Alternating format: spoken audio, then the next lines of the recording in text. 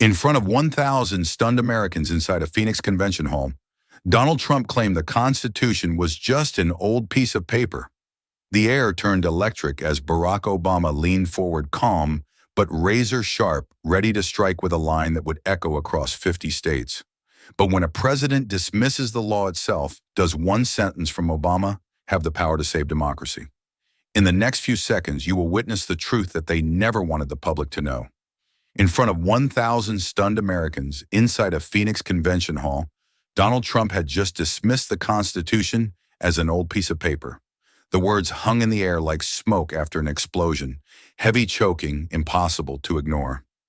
Millions of viewers watching from living rooms, dorm halls, and phones across the country felt the same shock ripple through them, a sense that history wasn't unfolding quietly, but crashing down like thunder. And on that same stage, seated only feet away, Barack Obama leaned forward with a calm that felt sharper than any blade, his silence promising a strike that no one could predict. The convention center lights glared down like interrogation lamps, amplifying every twitch, every gesture. Trump shifted in his seat, tugging at his familiar red tie as though it were both a badge of dominance and a chain tightening around his neck. He fed on the noise of his base, their cheers a lifeline he used to drown out the unease beginning to stir among the rest of the crowd. But opposite him, Obama sat unmoving, his posture steady, his gaze direct, his very presence radiating the authority of someone who didn't need to shout to command the room. The tension became its own storm, louder than applause, sharper than silence, and it pressed on every chest in that hall. The moderator's voice cut through the static like a knife, drawing the first real question from the audience. A middle-aged woman asked about health care, her voice shaking with urgency, carrying the weight of her family's survival. Trump's response burst forth like cannon fire. "We have the best plan, the strongest plan, better than ever before." His hands sliced the air, his tone fevered, but when pressed for details, he swerved, veered, ricocheted from one promise to another. The applause from his supporters rose, scattered and fierce, but the air never settled. It cracked with restlessness like thunder that promised lightning but delivered no rain. When it was Obama's turn, he did not raise his voice. Instead, he told a story of a family in Ohio, nearly bankrupted by medical bills, saved only because protections for pre-existing conditions still stood. His voice slowed, grounded, unflinching in its clarity. The crowd leaned in, phones tilted upward to capture every word, every pause. Cameras seemed to hold still on his face, as if the technology itself recognized the gravity of the moment. By the time he finished, the applause was not frantic but resonant, rolling through the hall like a wave that didn't crash, it carried. The contrast became undeniable. On one side, Trump's restless performance built on noise, spectacle, and fire. On the other, Obama's calm dissection of reality, deliberate and precise, a scalpel cutting through fog. It wasn't just a town hall anymore. It was a collision of two presidencies, two visions of America staged under the same lights and captured by cameras that would beam every second across the nation. Every sigh, every clap, every shift of expression became part of a larger story unfolding in real time. As the crowd reacted, some roaring with defiance, others nodding with relief, the tension built into something larger than politics. This wasn't about policy lines or party loyalty. It was about the very definition of leadership. The room no longer held a simple debate. It had become a battlefield where silence could wound deeper than shouting, and truth might yet pierce through power. And as the moderator prepared to deliver the next question, America itself seemed to lean forward, breathless, bracing for impact. Who will America trust when leadership is stripped bare volume or clarity? The next citizen stepped up to the microphone, her voice steady but edged with frustration. How, she asked, pausing just long enough to cut through the static in the hall. Can we ever move forward if politics has become nothing but insults, lies, and noise? The words struck differently, less about policy, more about the soul of the nation. The crowd hushed, sensing the shift. This wasn't about a single issue. This was about the character of leadership itself. Trump seized the microphone with a smirk, his words firing out like sparks from a frayed wire. Look, the reason people are upset is because of fake news. They lie every day. They lie about me, about you, about everything. They're the enemy of the people. His fingers stabbed the air toward the cameras, his tone rising like a man daring the crowd to riot. His loyalists roared fists, pumping chants, breaking out in scattered bursts. But even as the cheers echoed, the other half of the hall stiffened their silence sharp with unease. The moderator tried to steady the room, but Trump pressed on, louder, harsher. These so-called politicians, they're weak, they don't fight. They cave. I don't cave, I crush. That's how you win. That's how you lead. His words ricocheted around the hall, hot, jagged, filling the air with a kind of violence that no applause could soften. Then Obama leaned forward, his hands still folded, his voice calm enough to cut through the roar without raising in volume. Disagreement, he began, is natural in a free country. But when you strip away respect, when you call truth the enemy, what you're left with isn't leadership, it's chaos.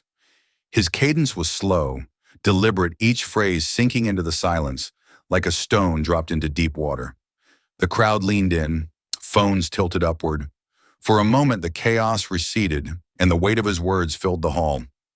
We've always argued in this country, Obama continued, his eyes sweeping across the rows. That's the point. But respect is not weakness. Telling the truth is not weakness. It is the strength that has carried us through every storm. The contrast seared itself onto the split screen, Trump red-faced, pounding the table with a fist.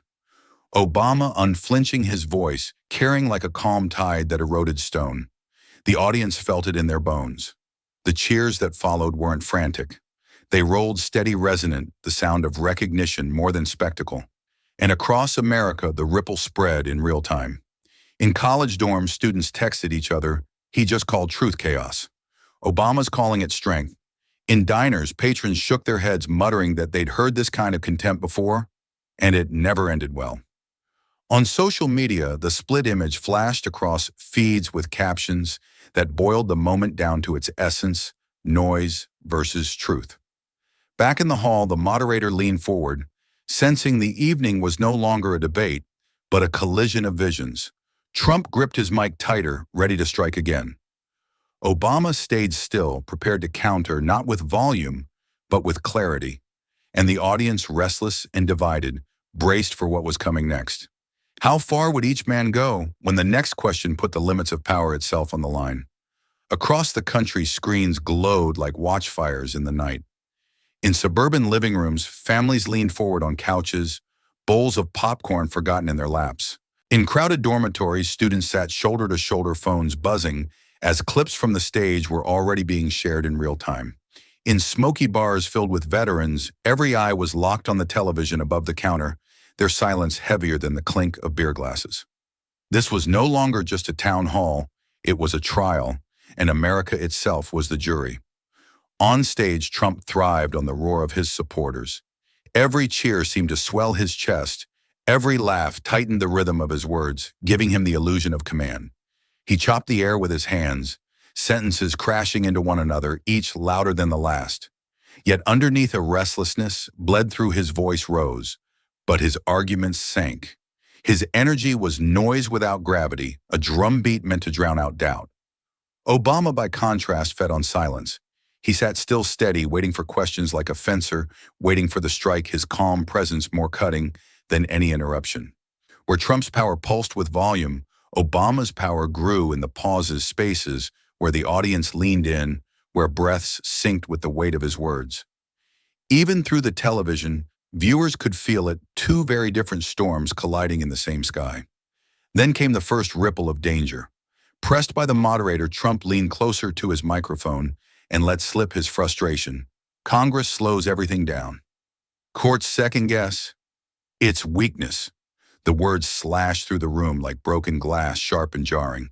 Gasps rippled from the middle rows while others erupted in applause, desperate to cling to his bravado. But for those watching at home, the unease settled in their stomachs. Was this just rhetoric, or was he revealing something far more dangerous? The emotional temperature spiked. In a Kansas diner, a mother clasped her daughter's hand tighter, whispering, "That's not how it's supposed to work." In a New York apartment, a group of law students exchanged wide-eyed glances, their textbooks open but forgotten as one muttered, "He's saying the quiet part." Even in the bar filled with veterans, a grizzled Marine shook his head slowly. The words checks and balances are weakness echoing like a betrayal.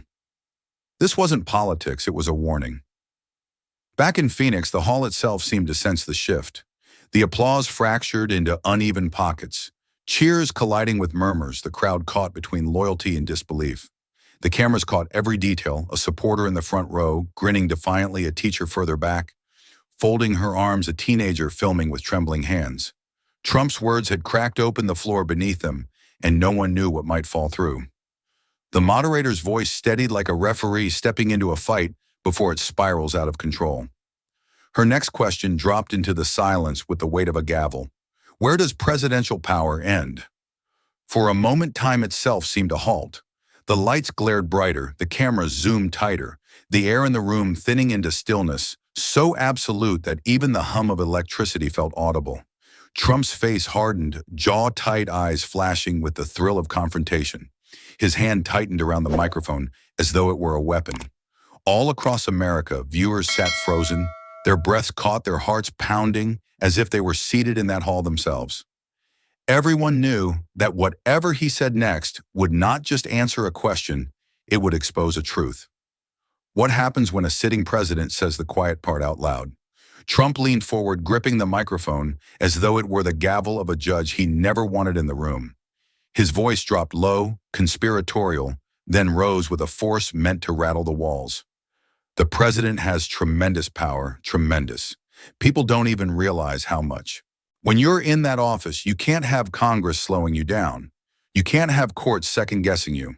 You have to act. The words ricocheted through the hall like bullets, leaving behind both thunderous applause and a sickly silence. The audience fractured instantly. In the front rows, supporters shot to their feet, clapping as if he had just declared war and promised victory. But further back, jaws tightened, brows furrowed, eyes darted toward the exits as though a line had just been crossed. The air inside the convention center felt heavier, pressing down on every chest, a storm cloud trapped under the roof. It was no longer just political theater. It was a confession, raw and unguarded. Cameras zoomed in on Obama's face. He did not flinch, did not shift, did not even blink. His stillness was almost unnerving, as though he had been waiting for this moment all along. Where Trump's words came like fire, Obama's silence answered like ice, a contrast so stark that even the producers in the control room whispered, "Stay on that shot, don't cut." The power in the room no longer belonged to the man shouting, but to the man who hadn't moved. Gasps rippled across the crowd, scattered and uneven, the sound of people realizing they might have just witnessed something that couldn't be walked back. Some clapped harder, defiantly, their faces flushed with adrenaline. Others sat stiff, their hands frozen on their laps, their eyes locked on the stage as if waiting for someone, anyone, to break the tension. Trump fed on the energy of the first group, raising his chin, pounding his fist lightly against the table for emphasis. But the unease of the second group lingered, like smoke, unshakable and suffocating. Across America, the reaction was the same. In living rooms, parents glanced nervously at their children, unsure how to explain what they had just heard. In bars, voices muttered over half-empty glasses, the word dictator slipping out more than once. On campuses, students stared at the screen, half in disbelief, half in recognition, because history books had taught them this language before.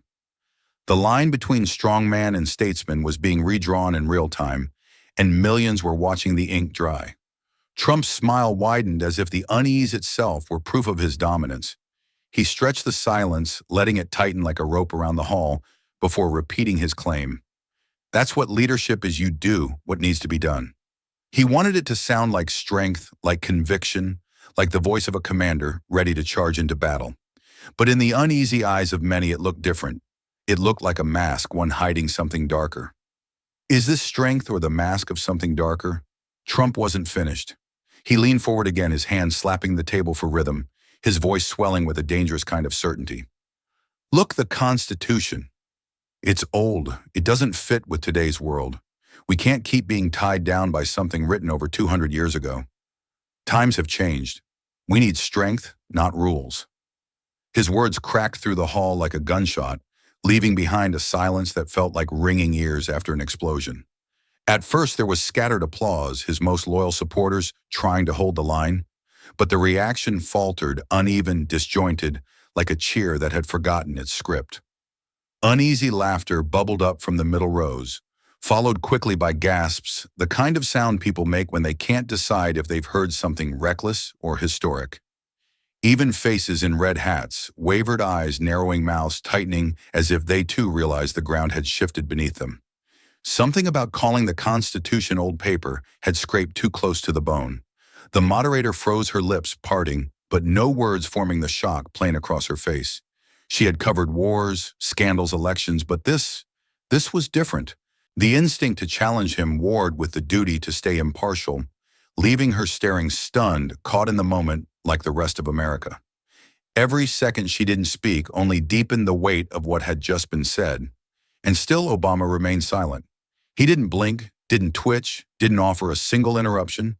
He sat like a teacher at the front of a classroom, letting a student ramble past the edge of reason, waiting for the right moment to correct with a scalpel instead of a sledgehammer. That calm was not passivity, it was preparation.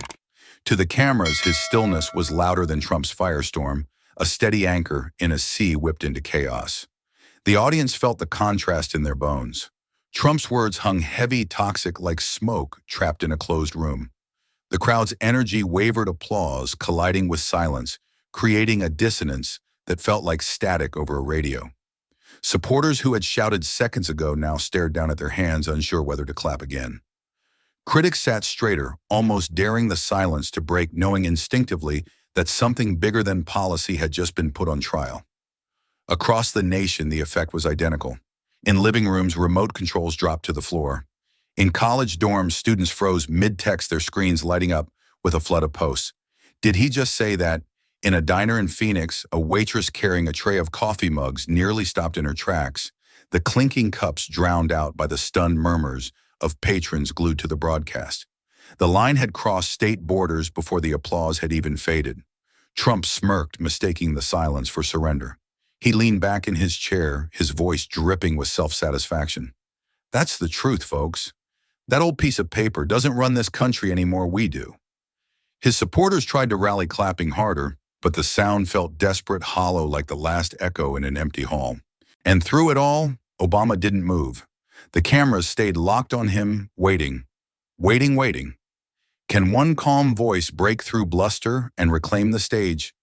The cameras cut into a split screen and the image itself told the story. On one side, Trump was fire hands, slashing face-flush voice, barreling forward with the recklessness of a man convinced momentum was power. On the other, Obama was stone silent, steady, his stillness sharper than a blade. It was cinematic, the kind of contrast that seared itself into memory, chaos against composure, noise against silence, a storm crashing against a wall that would not move. In the control room, producers leaned toward each other, voices low but urgent. This is the clip, one mouthed, already signaling to keep the camera locked. No cuts, no distractions. Every instinct told them they were watching history, and history didn't need polish, it needed clarity. Back in the hall, the tension had become suffocating. Supporters clapped louder, trying to fill the cracks, but the energy in their cheers felt brittle, ready to shatter. Critics sat rigid, their silence louder than the noise around them. At home, the country was already reacting in real time. In kitchens and bars, living rooms and dorm halls, phones buzzed with the same words. Did you hear that clips of Trump dismissing the Constitution shot across Twitter, Facebook, TikTok, each caption sharper than the last? One hashtag began to rise, spreading like wildfire. Hashtag Presidents Errant Kings. Within minutes, it trended not just nationwide, but worldwide, echoing across timelines as if the audience itself had chosen the verdict before the debate was done. The hall was boiling. Sweat glistened on foreheads, hands fidgeted in laps. Breaths came shallow. Trump kept talking faster now, piling words on top of each other like barricades. The president needs to protect this country, no delays, no interference, no nonsense. His voice thundered, but the thunder no longer carried rain, it carried desperation. The applause that followed sounded fractured like glass breaking under too much weight. Obama didn't move. His hands stayed folded, his gaze steady, his silence deliberate.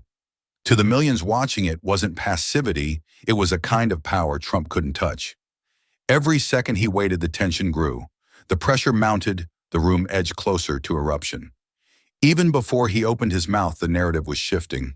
Trump, animated and sweating, looked unhinged. Obama, quiet and composed, looked unshaken.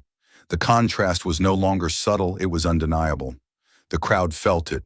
Gasps turned into murmurs, murmurs into silence. Supporters who had shouted themselves hoarse now glanced sideways, searching for reassurance they didn't find. Detractors leaned forward, their anticipation sharpened to a knife's edge. Across the nation, viewers weren't just watching, they were holding their breath, waiting for the blow that everyone knew was coming. The moderator, sensing the scale of the moment, straightened in her chair. She turned her head slowly, her eyes flicking from Trump's defiance to Obama's calm. Her voice carried the weight of the entire country, clear and deliberate, as she asked the question that had been hanging in the air, like an executioner's blade. "President Obama, your response." The hall froze. The split screen lingered, the world's eyes locked on the man who hadn't spoken in minutes, but had already won the silence. What words can cut through chaos and echo across a nation? Obama leaned forward and the room shifted with him. He didn't raise his voice, didn't slice the air with his hands, didn't mirror Trump's frantic energy. Instead, he let silence cradle his first words, his tone low, deliberate, carrying the cadence of a man who knew that power was not in volume, but in weight. In our system, he began, the president is not above the law. Congress, the courts, they aren't obstacles. They are the very structure that keeps this country free. The words rolled through the hall like a steady drumbeat, not explosive, but relentless, each sentence stacking on the last. The crowd leaned in breaths, syncing with his rhythm. Trump, visible in the split screen, twitched in his seat, gripping his mic tighter, as if he could strangle the moment before it grew. But it was already too late. Obama's calm was cutting deeper than any shout. He spoke of checks and balances, as if they weren't abstractions, but shields forged by generations. His voice wrapped history into the present. We built this country so that no one person, no matter how powerful, could ever hold all the cards. That wasn't weakness.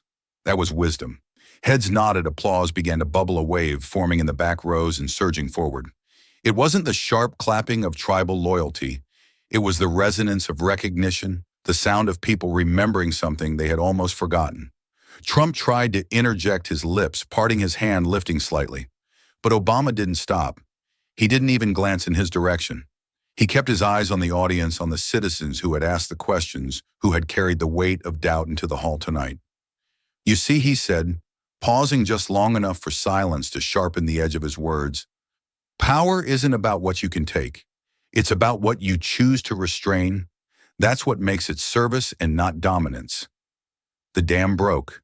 Cheers erupted, not scattered, but unified, a roar that rolled across the room like thunder finding its voice. People rose to their feet, clapping above their heads, whistling, shouting his name. Cameras shook slightly as operators leaned in closer, desperate not to miss a second. In homes across the country, living rooms exploded with the same energy, people slamming hands on tables, students cheering in dorms, veterans nodding with eyes wet. Then he delivered the cut, the line that would outlive the night.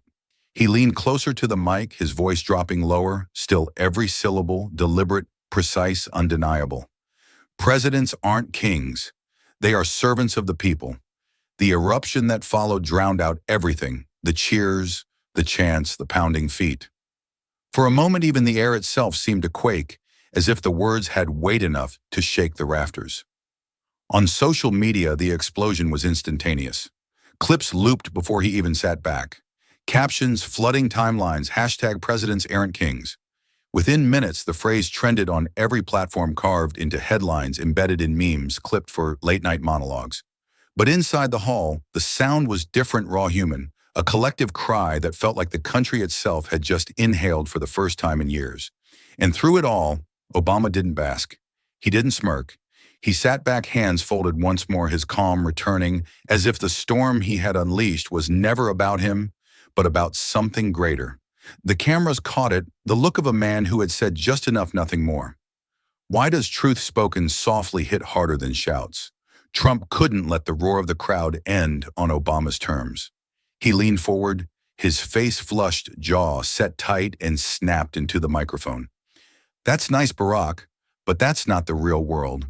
In the real world, you don't have time for lectures. You need action fast. His words landed sharp, but they skittered across the floor without weight sparks, without flame.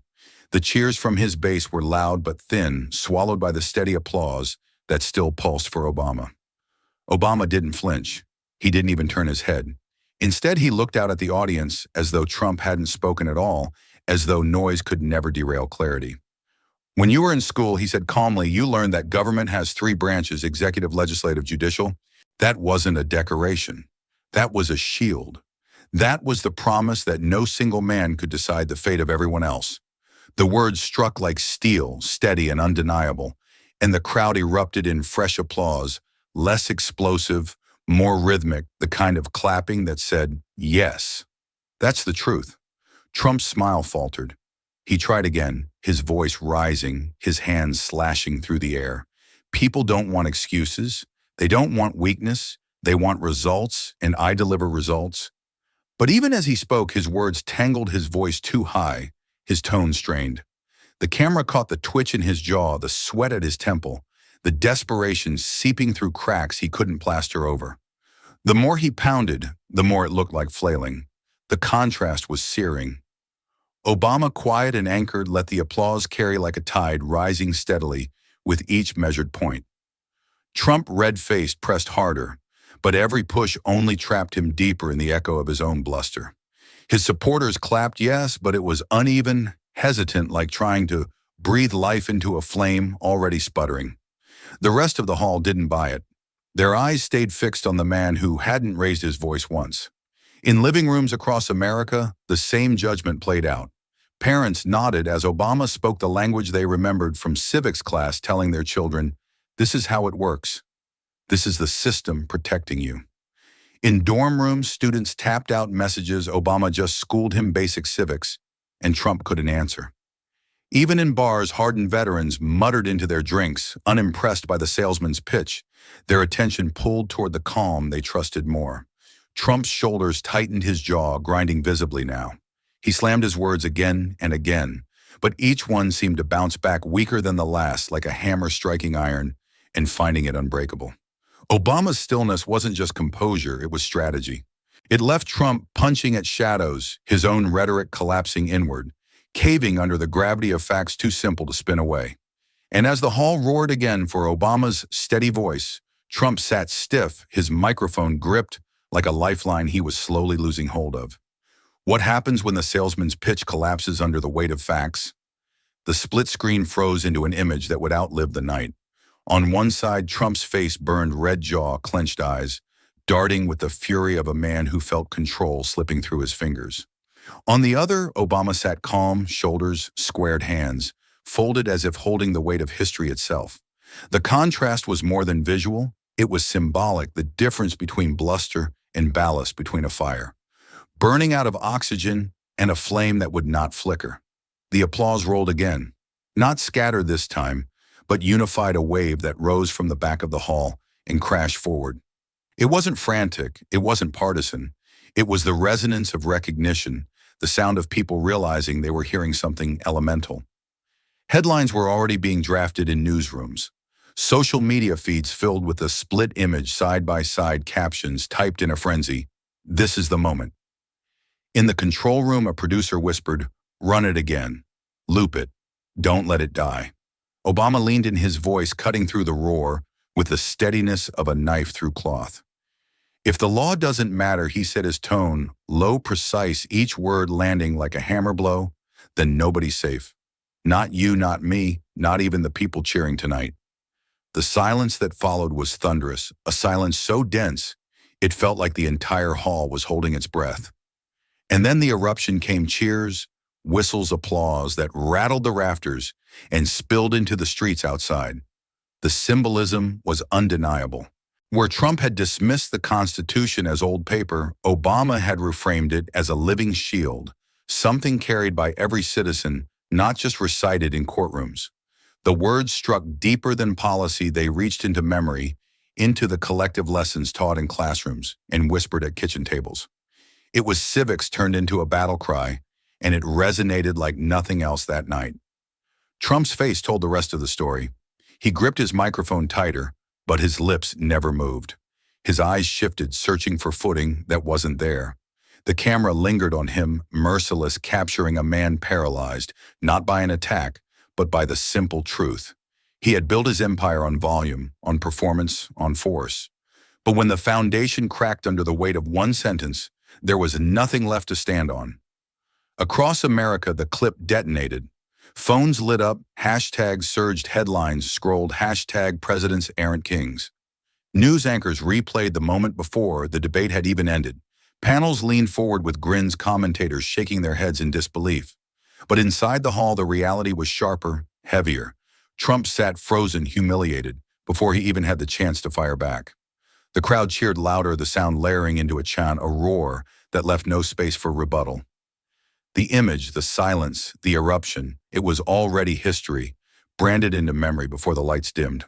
The question wasn't whether the moment mattered. The question was whether the damage was already irreversible. Has the moment already sealed his humiliation? The eruption in Phoenix didn't stop at the hall. It rippled outward, carried instantly by cameras, phones, and whispers.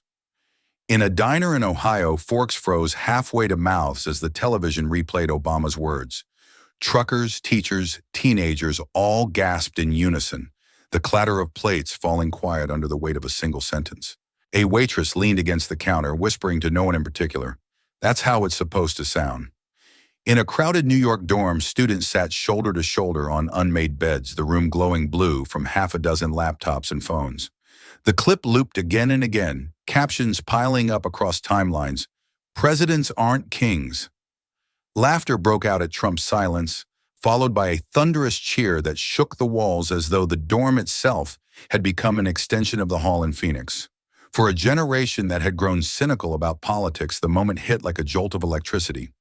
Someone shouted over the noise, "That's history, we just watched history."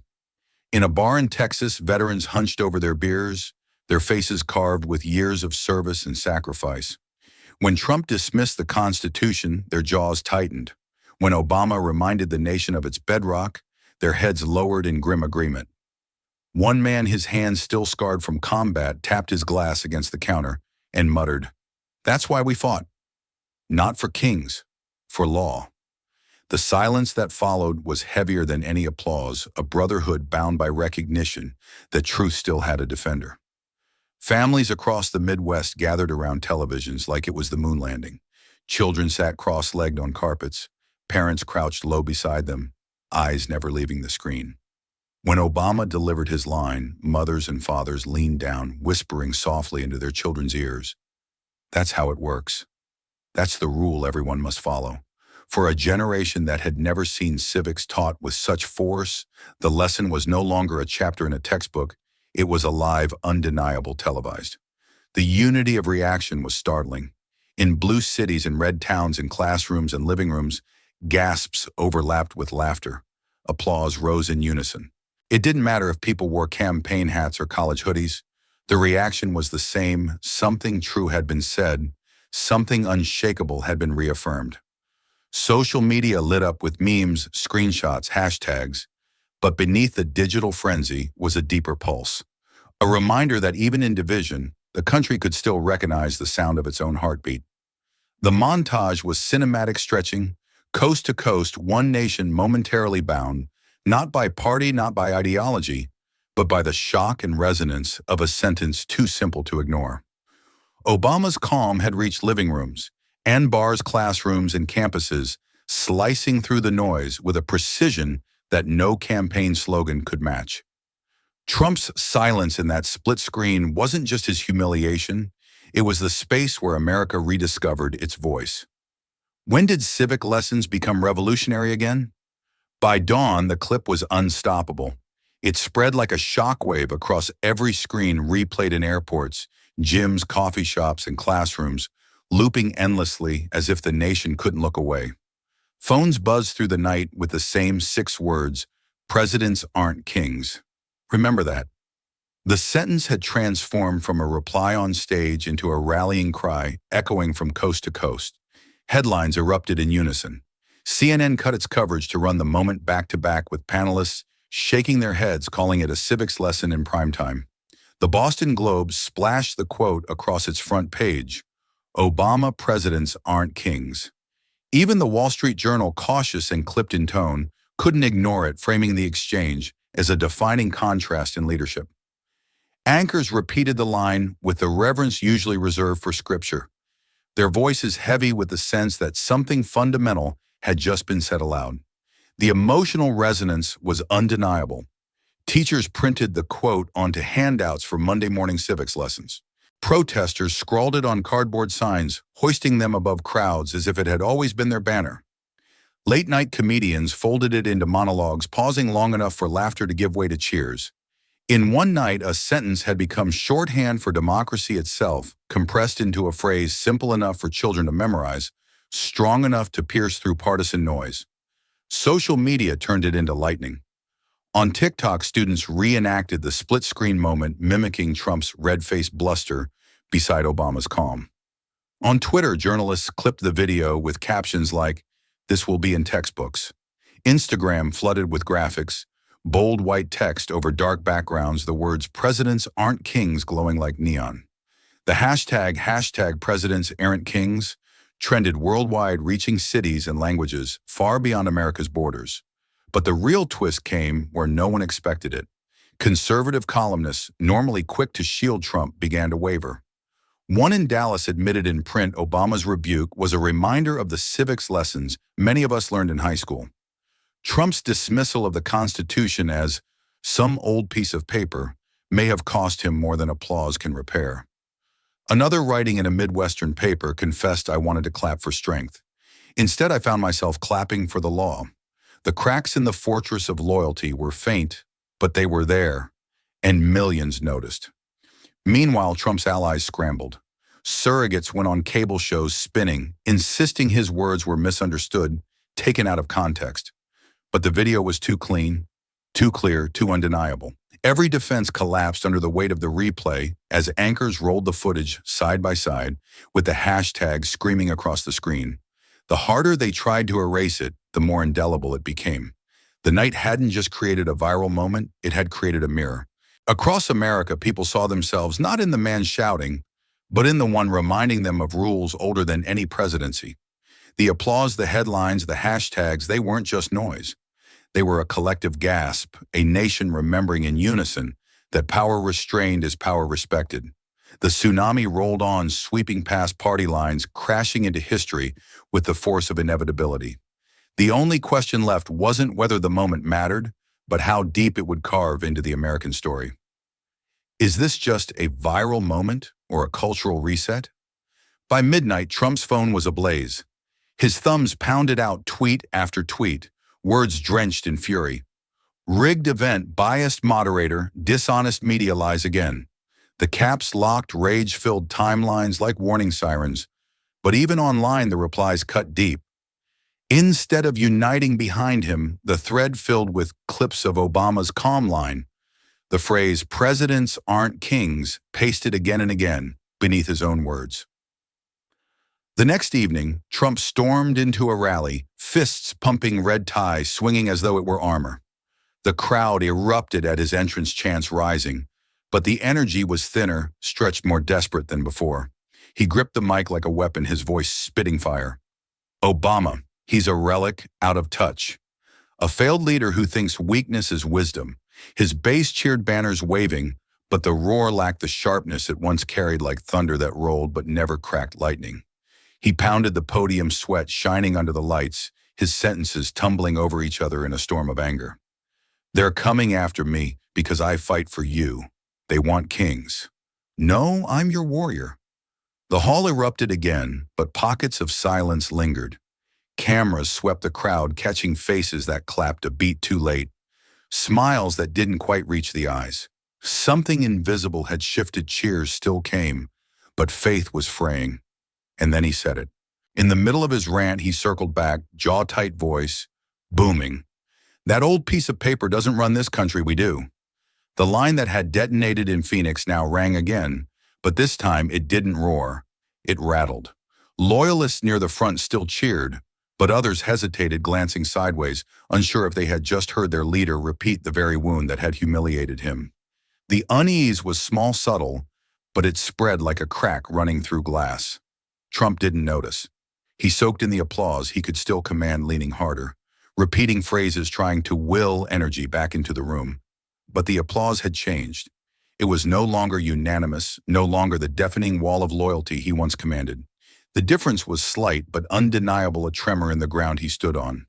Across the nation, clips from the rally spread as fast as the Phoenix town hall itself. Commentators noted the hesitation in the crowd, the fracture that had appeared in real time.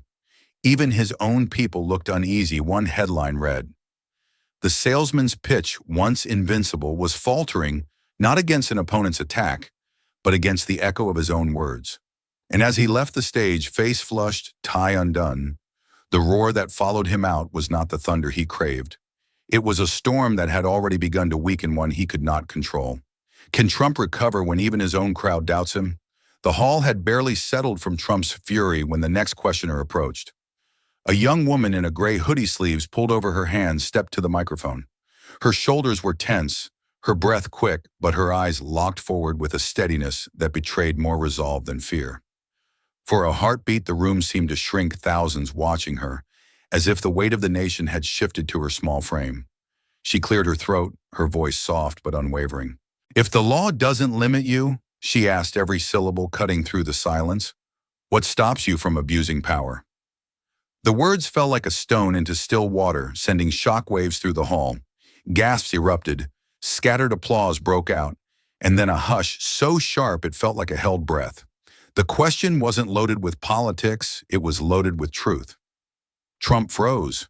For the first time that night, his practiced bravado faltered. He opened his mouth, closed it again, then forced out fragments. "We don't. I wouldn't. It's about strength." His voice cracked under its own weight, each deflection weaker than the last.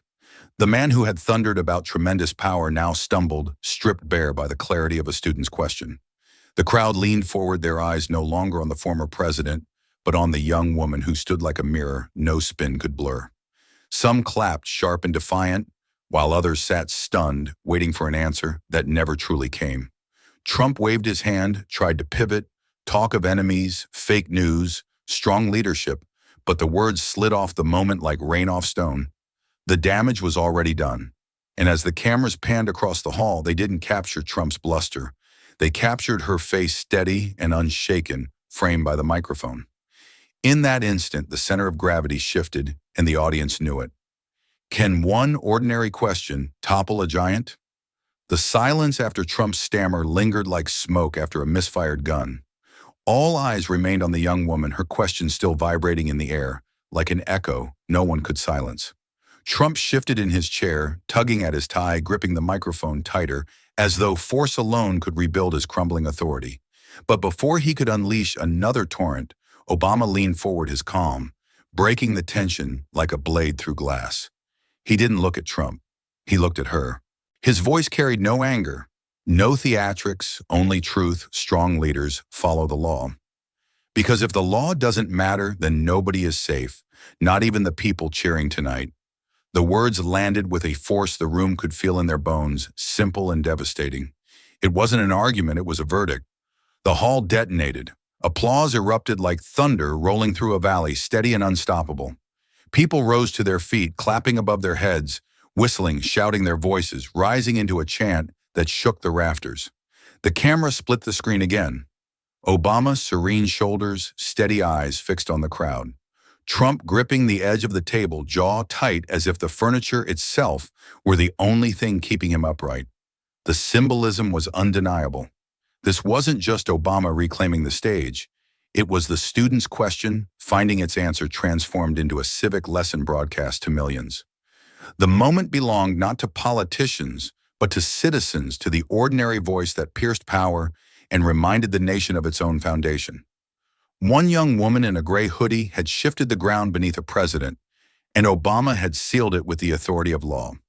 The applause would not stop rolling like waves breaking again and again against the shore. It was more than celebration, it was relief, catharsis, the sound of a people remembering they were not powerless. Trump sat frozen in the glare of the lights, his silence louder than any words he might have forced. And across the country, millions watching felt the same truth: democracy had just spoken, and it had not come from a throne, but from a microphone held by a student. Did democracy just speak through the voice of a student?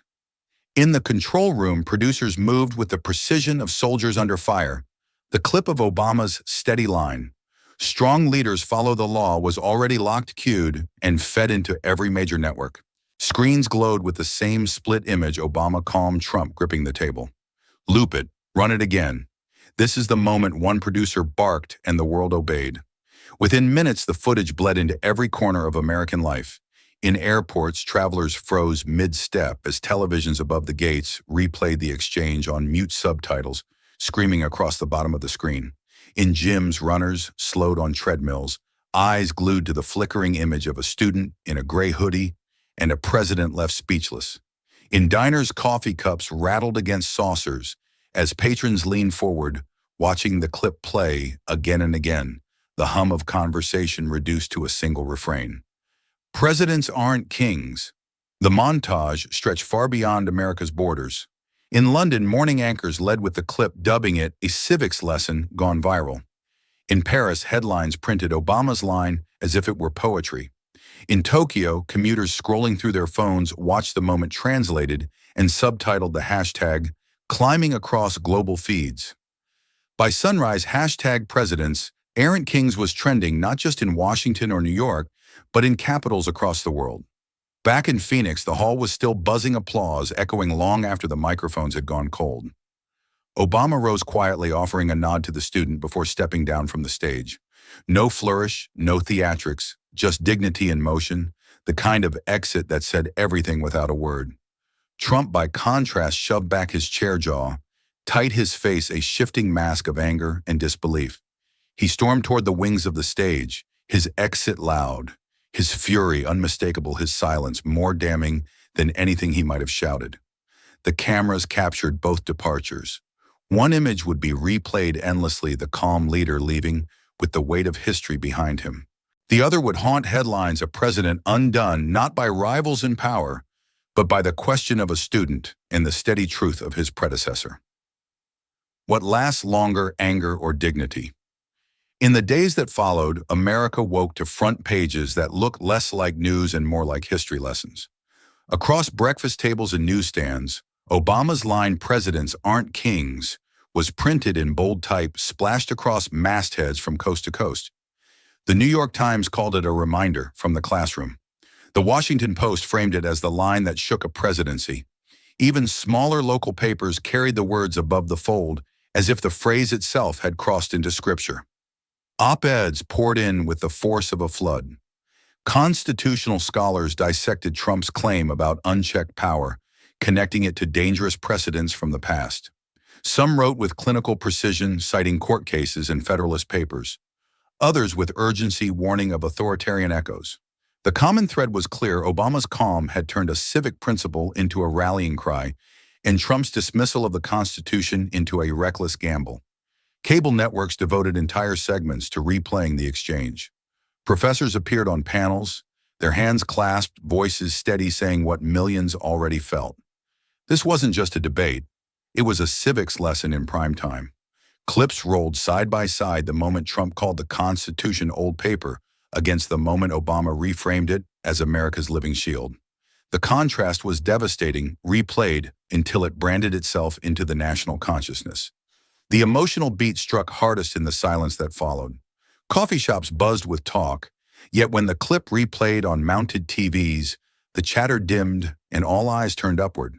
Families at dinner tables leaned over plates of food, replaying the moment on tablets, the line recited like a pledge, "Presidents aren't kings." It wasn't policy that people were repeating, it was principle. And that principle felt bigger than the men on stage. Trump's voice, once the loudest in every room, now rang hollow against the tidal wave of commentary. Columnists painted him as a reckless gambler who had overplayed his hand, betting that force of personality could outmatch the weight of law. Obama, meanwhile, was framed as a teacher, not flashy, not loud, but exact, a man who turned patience into power. The silence he had carried on stage was now being written into the record as strategy, the pause before the cut that split the night in two. Days passed, but the clip refused to fade. It looped in airports, on classroom projectors, in waiting rooms and gyms. The line was no longer just Obama's, it belonged to the people, whispered, tweeted, scrawled on signs. History had been condensed into a single exchange, replayed until it felt less like commentary and more like fact. When truth becomes viral, does it rewrite the record of history? Trump tried to fight back the only way he knew how, through rallies. He stormed onto stages across the country, fists pumping, tie swaying, his voice thundering with practiced rage. They twisted my words. Fake news, biased moderators, he roared. But the echoes didn't land like they once did. The roar that used to surge back at him now stumbled, breaking into scattered cheers and polite claps that sounded more like obligation than conviction. He leaned harder into the script, circling the same lines with growing desperation. We don't need weak leaders. We don't need lectures. We need action, fast action. His hands carved the air, sweat gleamed under the lights, but the rhythm faltered. For the first time, Trump's volume didn't command the room, it strained against it. The silence between his lines grew louder, his dominance slipping with every second the crowd refused to roar. Cameras captured the unease with merciless clarity. In the front rows, loyalists still waved banners, but their faces looked worn, their chants short-lived. Further back, people shifted uncomfortably, some folding arms, others glancing sideways as if searching for confirmation that they weren't alone in their doubt. The man who once thrived on total control of the crowd now spoke into an audience, split between devotion and hesitation. The symbolism was unmistakable. Once his rallies had felt like a storm, thunderous and unstoppable. Now the thunder rolled weaker, fading before it could break. His voice, once a weapon, had become an echo, a reminder of what had been rather than what still was. And every repetition of old piece of paper only deepened the crack, forcing even his supporters to confront the words that had already gone viral against him. Behind the spectacle, the weakness was undeniable. The applause he soaked in no longer swelled on command. It faltered, hesitant, unsure. His defiance, once electrifying, now sounded recycled, stripped of its bite. Each rally ended the same way, chants still rose, but not with fire, more like embers refusing to die. The man who once turned fear into fuel now faced crowds who looked at him not with awe but with doubt. The contrast to Obama's calm was everywhere, even in absence. The viral clips still looped on screens, still hummed in conversations, still lived in headlines. Against that backdrop, Trump's fury felt small, his defenses hollow, his power suddenly fragile. His strength had always been performance, but performance without belief was only noise. What happens when fear stops working as fuel? In the days that followed, the noise of rallies and headlines gave way to something quieter, steadier. Across the country, citizens carried the clip not just in their phones, but in their conversations. In coffee shops, strangers leaned over lattes and asked each other, "Did you see it?" In churches, pastors folded the words into sermons about humility and accountability. In classrooms, teachers wheeled televisions to the front, replaying the exchange as though it were part of the curriculum. Parents found themselves explaining it to their children. At kitchen tables, mothers and fathers leaned close, telling their kids, "This is why rules matter. This is why no one is above them, not even a president." Some wrote the phrase on sticky notes and pinned them to refrigerators. Others repeated it in car rides to school like a reminder slipped into the morning routine. What had been spoken once in Phoenix now belonged to millions of households, woven into the fabric of daily life. The phrase itself began to travel. On bumper stickers in Denver, on handmade posters taped to dorm doors in Michigan, on church bulletin boards in Alabama, "Presidents aren't kings" appeared everywhere. It was scrawled in notebooks, doodled in margins, shouted in chants at protests. Even in small towns untouched by rallies, it showed up in diner conversations, a shorthand for democracy, stronger than any statistic or slogan. The emotional resonance deepened with each retelling. A veteran in Kansas told his grandson, "That's the oath I took to defend that idea." A teacher in California ended class by writing it on the board, her students clapping before the bell rang. In a coffee shop in Maine, two retirees, one conservative and one liberal, sat together and admitted they hadn't agreed on anything in years until now. The phrase bridged divides not by erasing differences, but by reminding people of what lay beneath them. It built to a climax that was almost invisible in its power. The words stopped belonging to Obama alone. They were no longer just a line from a debate, they were a living phrase stitched into conversations, carried into communities, spoken in places of faith, learning, and family. It had become more than a clip. It had become a creed. And yet the question lingered. Could a single sentence carried by applause and amplified by silence really hold together a country tested by division and doubt? Or was it only a spark, bright, undeniable, but fleeting in a storm that never ended? Can one sentence rekindle national faith in democracy? When the noise of the town hall faded and the headlines began to cool, Obama's words lingered in the air like the echo of a bell. He spoke again in a quieter setting, not on a stage but in an interview filmed days later. His voice carried the same measured weight as before, calm but sharpened by history. Greatness, he said, his eyes steady, is not in how much power you take. It's in how much restraint you choose to show. The line rippled with resonance, drawing from a well older than himself. Listeners heard Lincoln's reminder that democracy was government of the people, by the people, for the people. They heard echoes of Martin Luther King Jr., who taught that true strength came from discipline, not domination. They heard the hum of civic tradition, the lessons carved into monuments and taught in classrooms, now spoken with a clarity that felt both ancient and urgent. The symbolism deepened in the retelling. Obama's silence in Phoenix, his refusal to match Trump's rage with more rage, was reframed as its own form of thunder. His calm became a weapon, his restraint the very strike that shattered the illusion of unchecked power. The image of him sitting steady while the crowd erupted had become as iconic as the words themselves, a visual shorthand for the power of patience in an era addicted to noise. Audiences replayed the clip not just to watch Trump falter, but to study Obama's composure. They slowed it down, analyzing the fold of his hands, the pause before his words, the way his gaze never wavered. In those small choices, people saw a philosophy, a belief that true authority didn't need to shout to be heard. The silence, the restraint, the patience, they were no less decisive than the words that followed. They were the reason the words landed like thunder. And so the legacy of that night began to shift. It wasn't simply about one man correcting another. It was about what leadership meant and whether America still valued the quiet strength of discipline over the spectacle of dominance. Obama hadn't just rebuked Trump. He had reframed the entire contest, turning it into a question of what kind of power the nation wanted to honor. Is legacy measured by power taken or power restrained? The moment no longer belonged to the stage in Phoenix, it belonged to the people who carried it forward. Daniel Rhodes, the student in the gray hoodie whose question had cracked the night open, suddenly found himself at the center of interviews. When asked why he spoke, his answer was simple. Because I had to know if the law doesn't stop him, then what does? His voice, quiet yet resolute, became a symbol of the ordinary citizen daring to hold power accountable.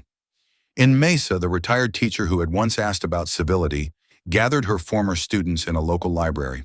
Together they replayed the clip, her voice trembling, as she reminded them that disagreement without respect leads only to ruin. At town halls across the Midwest, civic clubs rose to their feet, chanting the phrase as though it had been theirs all along. What began as Obama's rebuke had transformed into a chorus repeated in accents and voices across the nation. The montage was cinematic, sweeping coast to coast. In classrooms, teachers scrawled the line across chalkboards, students reciting it like a pledge. In community centers, parents and grandparents quoted it aloud, their words mingling with applause that felt less like politics and more like faith renewed.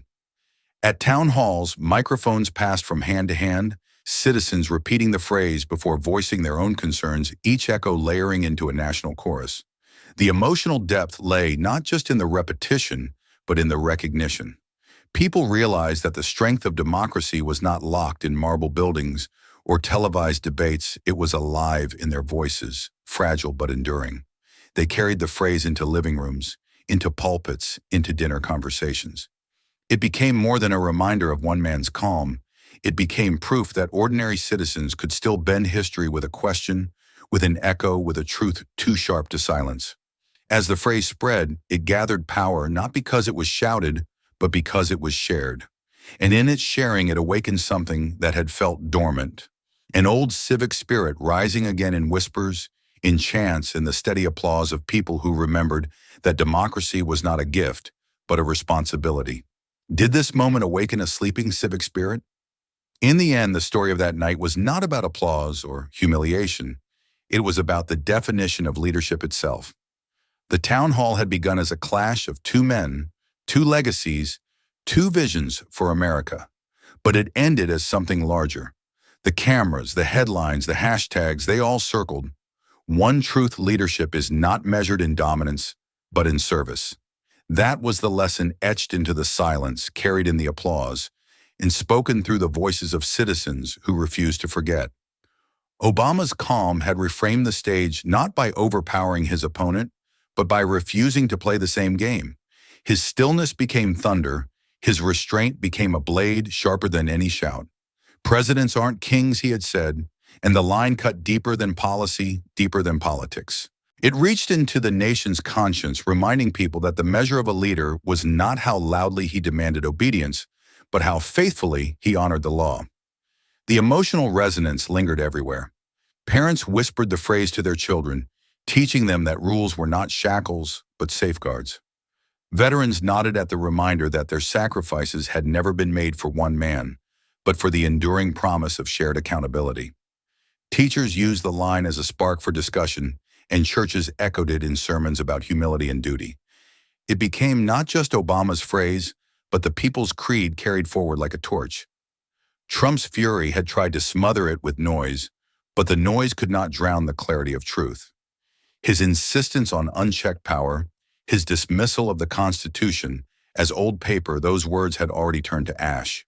What lasted, what grew, was the steady reminder that power is strongest when it is restrained, that true leadership serves not the man who holds it, but the millions who entrust it. The final image remained etched in the public mind, a split screen, one man shouting another, sitting steady, his silence louder than the storm beside him. It was not dominance that endured, it was dignity. And in that dignity, America rediscovered its voice, a reminder that even in times of noise and division, truth could still rise above the clamor. So the story closed not with victory chants or partisan triumphs, but with a question left to every citizen who had watched, listened, and felt the weight of the moment. A question not aimed at presidents or politicians, but at the people themselves. What kind of leadership do we choose tomorrow? Fear or law? Arrogance or service? True leadership isn't about shouting the loudest or grabbing the most power. It's about restraint, respect, and service to others. This story reminds us that dignity and calm can cut through chaos more effectively than anger ever could. For those of us who have lived through decades of change, it's a call to remember that the principles we were taught, honesty, fairness, accountability, are still the foundation of a free society. The question is simple but powerful in our daily lives at work, in family and in community. Will we choose fear and noise or service and truth? Thank you for watching until this moment and for standing with us on this journey for justice. Your support means everything. Like, subscribe, and turn on notifications so you never miss what's next.